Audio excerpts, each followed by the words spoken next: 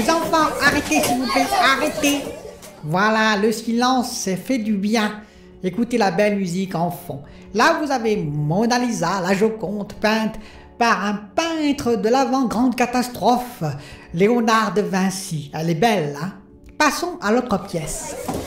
Nous voilà les enfants dans la pièce des momies à l'époque égyptienne, bien avant la grande catastrophe des pharaons qui se faisaient ainsi momifier.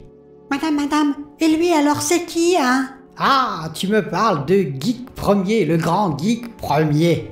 Waouh! Eh oui, Geek Premier qui officia sur YouTube jusqu'à sa 125e année, juste au moment de la grande catastrophe. Madame, c'est quoi YouTube? Ah, bonne question, numéro 135 215 AB. Eh bien, nous allons questionner l'optodictionnaire. YouTube, début de définition, ramasse égocentrique destiné à se faire plein de fric. Fin de définition. Allons, les enfants, calmez-vous. L'argent, c'était très important à l'époque. C'est comme ça qu'on définissait la valeur d'un être humain. Donc, depuis, il y a eu beaucoup de problèmes. Après la catastrophe, il y a eu les tornades, la pollution, les radiations, la montée des eaux et tout ce que vous connaissez. On a dû s'enterrer sous terre, mais ce n'est pas grave. D'ailleurs, vos 5 minutes de repos hebdomadaire sont terminées, les enfants. Vous devez retourner dans les mines creusées et oui, d'autres tunnels encore et encore. Allez, on y va. Je m'en fous. De toute façon, Geek Premier, il est moche.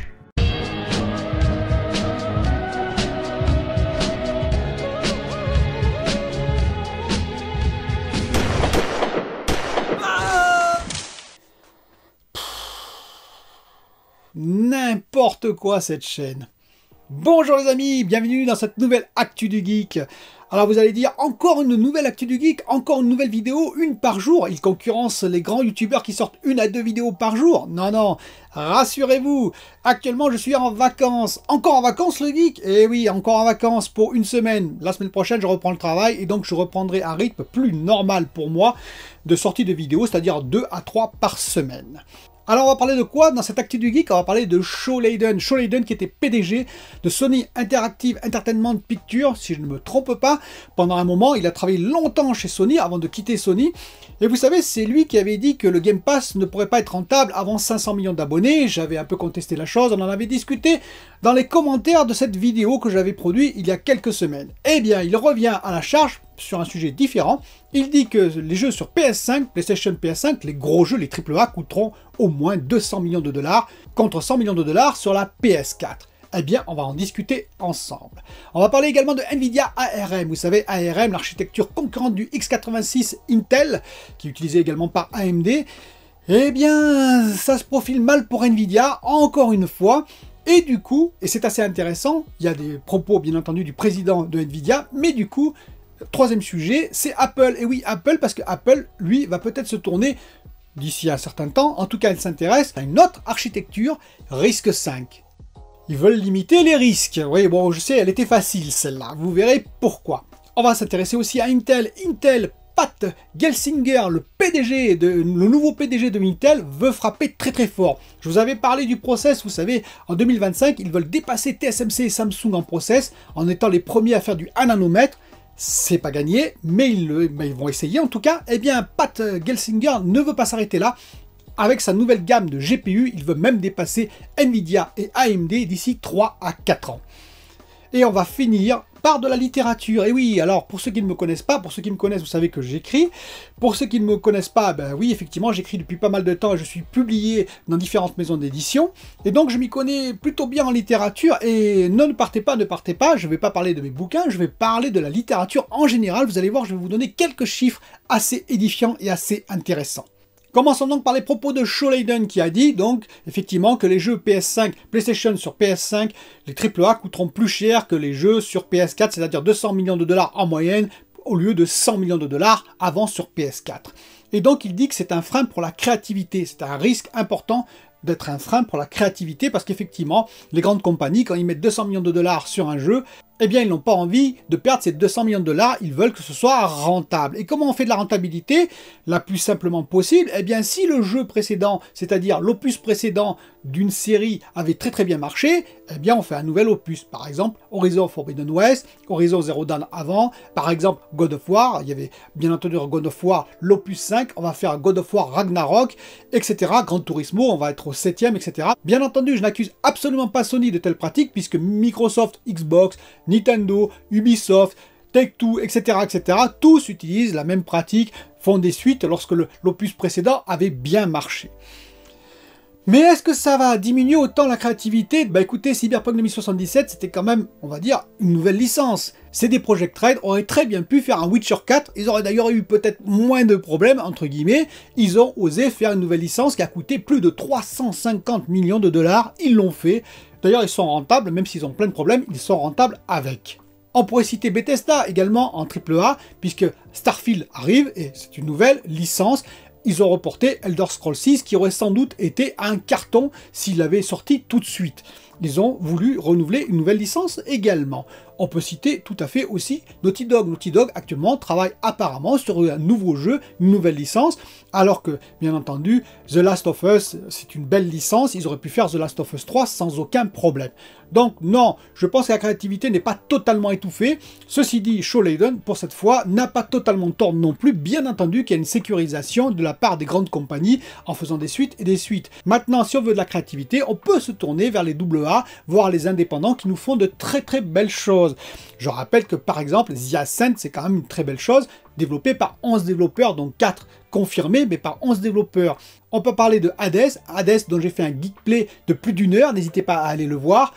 Et on peut parler de Returnal, côté PlayStation par exemple, qui est également une nouveauté. Certes, ce n'est pas un AAA, mais c'est quand même une réelle nouveauté. Donc des nouveautés, il y en aura dans l'avenir, j'en suis convaincu, et même chez les grosses maisons d'édition. Mais c'est vrai qu'ils ont tendance à reproduire ce qui marche, et c'est un petit peu normal. D'autant plus normal, et je finirai là-dessus, que il y a des gens qui apprécient. C'est comme les films ou les séries. Il y a des gens qui apprécient les séries. Pourquoi? Parce qu'ils voient de façon récurrente les personnages, ils voient une histoire se construire petit à petit. Par exemple, The Last of Us 2 et le 3 qui va venir probablement, ça fera une continuité, ça fera un ensemble. Il y a des gens qui apprécient de jouer avec les mêmes personnages et de les voir évoluer. Parlons maintenant rapidement de Nvidia ARM, donc architecture ARM. Je vous rappelle, société britannique qui fabrique du design et donc une architecture concurrente au x86 depuis très longtemps, qui a par exemple été utilisée pour le M1 de Apple, mais également plein de puces en portabilité, en mobile. Bien entendu, ça consomme moins que l'architecture x86. La preuve, Intel petit à petit évolue avec ses cœurs CPU, où ils vont faire deux types de cœurs, c'est-à-dire des cœurs optimisés en termes de performance et des cœurs optimisés en termes de consommation, ce qui ne faisait pas avant. Eh bien, vous savez, j'en ai déjà parlé, que la Chine s'oppose à ce rachat, que les autorités britanniques s'y opposent aussi, pour une question de défense nationale. Eh bien, l'Union européenne s'inquiète aussi des possibles conséquences de ce rachat, en termes de manque de transparence, de risque pour la concurrence, et d'innovation dirigée et limitée dans le futur par Nvidia. Jensen Huang, le PDG de Nvidia, a voulu rassurer en disant que non, il n'y aurait pas de limitation, ni on va dire d'interdiction pour un quelconque client dans l'avenir. Eh bien, il y a un certain Jacques Chirac qui disait « Les promesses n'engagent que ceux qui les reçoivent ». Ça veut tout dire. Ça veut dire qu'effectivement, dans les années qui vont suivre le rachat, probablement que Jensen Huang tiendra sa parole et que Nvidia tiendra sa parole, mais qu'en sera-t-il dans 10 ans ? Dans 15 ans. Et oui, c'est ça l'inquiétude, effectivement, de l'Union européenne et de l'ensemble des acteurs face au rachat de ARM par Nvidia. C'est que, effectivement, tout de suite, ils ne vont pas faire de changement, c'est-à-dire que tout de suite, tout le monde aura accès aux licences ARM et que ARM pourra développer les designs qu'il souhaite. Oui, mais dans l'avenir, dans 15 ans, qu'en sera-t-il? Ça, personne ne peut le dire.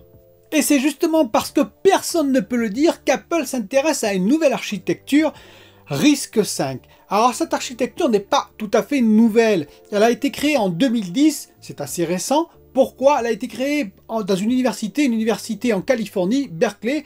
Eh bien tout simplement pour répondre aux deux autres architectures qui sont ARM et le x86, ARM si vous préférez pour certains, parce que ces architectures nécessitent de prendre en compte des instructions qui datent de plusieurs décennies. Et donc, Risque 5, eh bien, ils ont décidé justement de s'en débarrasser, de devenir plus compétitifs en oubliant un peu le passé.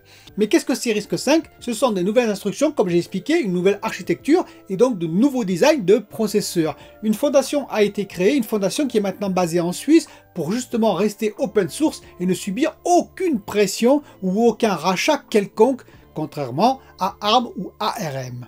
Alors vous allez me dire, mais qu'est-ce que vient faire Apple là-dedans, puisque justement ils se sont basés sur ARM pour leur nouveau M1, M1+, M2, etc. Eh bien, justement, face à ce potentiel rachat de Nvidia, sans doute veulent-ils se protéger sur le long terme. Effectivement, dans les années à venir, Apple restera sur l'architecture ARM et va continuer à développer des designs dessus. On connaît déjà le M1+, et le M2, probablement qu'il y aura d'autres processeurs. Mais comme je vous ai expliqué, dans 10 ans, on n'est pas sûr que tout ce qui sortira de ARM, de la société ARM, ne sera pas un peu piloté par Nvidia. On n'en sait rien, ça dépendra effectivement de la nouvelle direction, ça dépendra aussi en partie des actionnaires, et tout ça fait que comme l'horizon n'est pas totalement dégagé, eh bien Apple prévoit le futur dans une décennie par exemple. Parlons d'Intel rapidement sur deux sujets. Ils vont investir 80 milliards de dollars normalement en Europe. Et oui, pour fabriquer, je vous l'ai expliqué, des usines en Europe. Dans les 10 ans à venir, ils vont investir 80 milliards de dollars. Il est probable qu'ils demandent bien entendu de l'argent, de la contribution de la part de la Commission européenne également, comme ça a été le cas par exemple pour TSMC et Samsung aux États-Unis envers le gouvernement américain.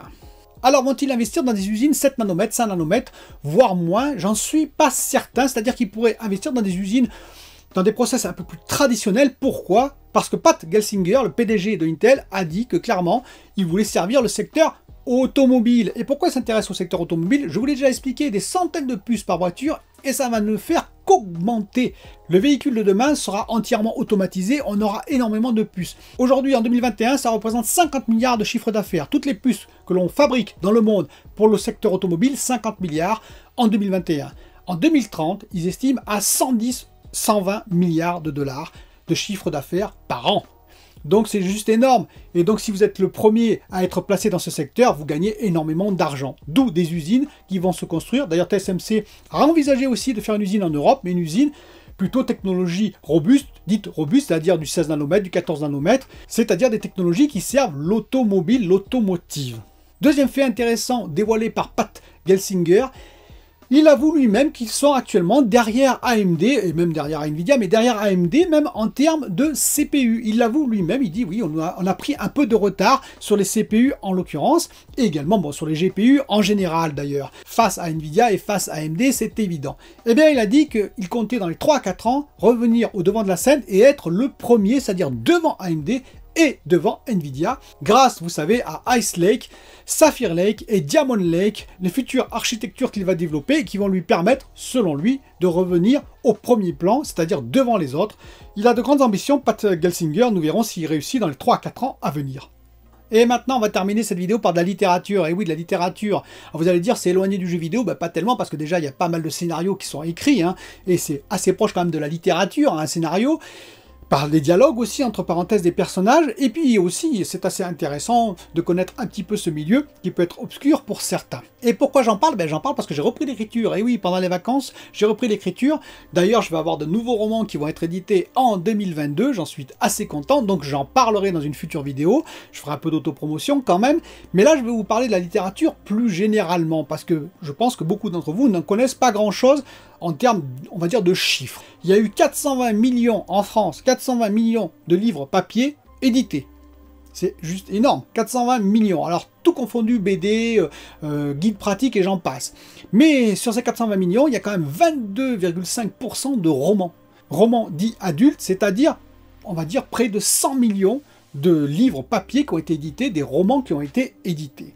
Il y a 13,6 pour la jeunesse et 12,5 en BD. Combien de titres, allez-vous me dire? Ben oui, combien de titres? 100 000 titres. Alors 100 000 titres, là aussi, tout confondu, mais ça veut dire qu'il y a probablement 25 000 romans, environ entre 20 et 25 000 romans édités en France, différents. 20 à 25 000 en 2021, romans différents édités en France. Alors on va venir tout de suite à l'argent, parce que beaucoup pensent que c'est Musso, on voit Musso, Marc Lévy, Tilliez, on voit Michel Bussy et bien d'autres encore. des écrivains qui vendent beaucoup et donc qui ont quand même pas mal d'argent et on se dit waouh, génial. Et oui, mais malheureusement, c'est le tout sommet de l'iceberg qui cache l'énorme iceberg qui est en dessous de la mer et bien profond, croyez-moi. Donc la moyenne des droits d'auteur, c'est 10%, il faut le savoir, 10% d'un livre. Par exemple, un livre à 20 €, vous allez toucher théoriquement 2 €, même s'il peut y avoir en plus des diminutions sur ces 2 €, c'est-à-dire que vous ne touchez pas tout à fait 2 €, loin de là. Mais on va dire 2 € sur un livre à 20 €, c'est-à-dire 10%. Donc par exemple, si vous avez écrit un livre qui fait 400 pages, ben, vous avez 40 pages qui vous reviennent, c'est-à-dire que quand vous écrivez le livre, c'est pour vous, et les 360 autres pages, ben, vous les écrivez pour d'autres personnes.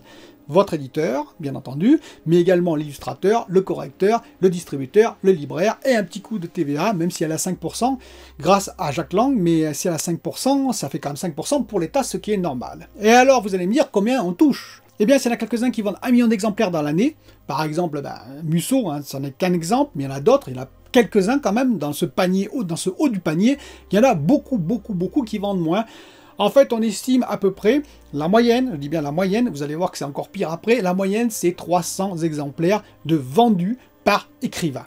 Il faut savoir qu'il y a 54 000 écrivains en 2008, il y en a probablement encore plus aujourd'hui, et donc, comme je vous ai expliqué, eh bien oui, effectivement, il y a 100 millions de romans édités par an, mais déjà, ils sont loin d'être tous vendus, bien loin d'être tous vendus, et donc après, quand vous avez des grands écrivains qui vont vendre 1 million d'exemplaires, eh bien, ça fait qu'à la fin, les derniers, il n'y a plus grand-chose qui est vendu.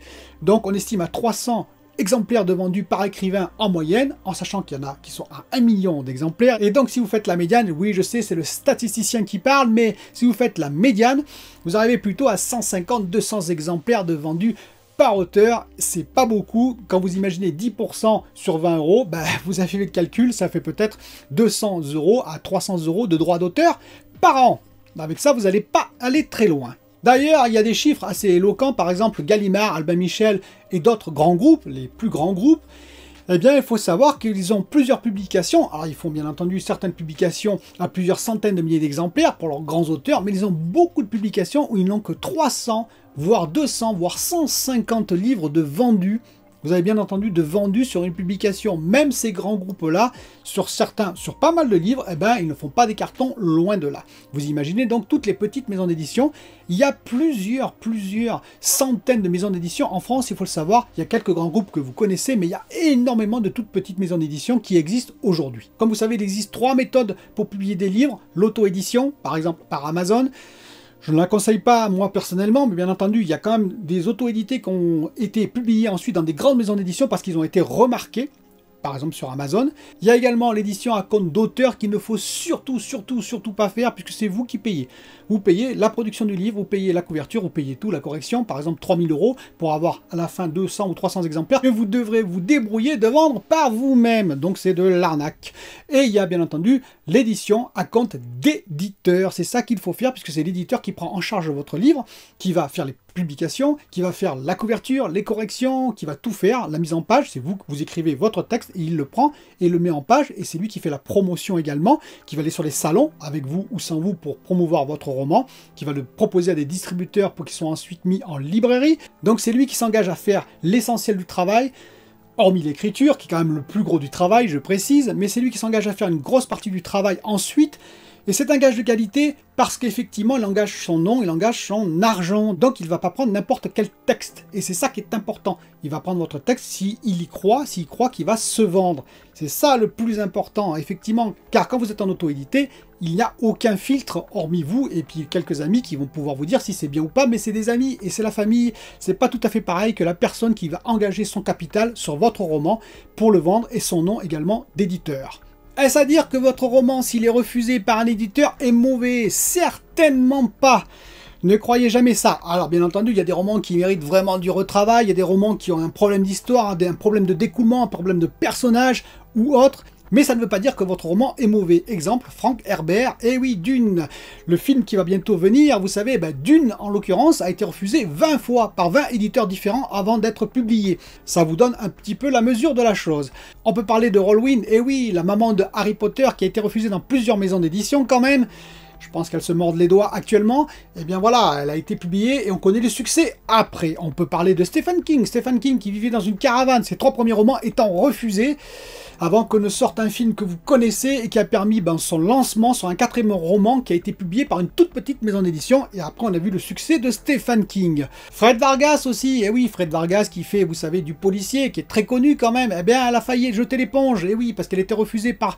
Ses premiers romans étaient refusés par toutes les maisons d'édition. Elle a failli arrêter d'écrire avant de rencontrer quelqu'un qui connaissait un éditeur, et effectivement il l'a pris, et on connaît le succès qu'elle a eu également. Donc vous voyez, un éditeur qui refuse votre roman, ça ne veut pas dire que votre roman est mauvais. Ça ne veut pas dire qu'il est bon non plus, n'exagérons pas, mais ça ne veut pas dire qu'il est mauvais. Il a ses idées, c'est très subjectif, vous passez dans différents comités de lecture, il faut savoir que par exemple, chez Gallimard, ils reçoivent 10 000 exemplaires papier en plus, parce qu'ils exigent, alors je sais pas si c'est toujours le cas, mais ils exigeaient des exemplaires papier.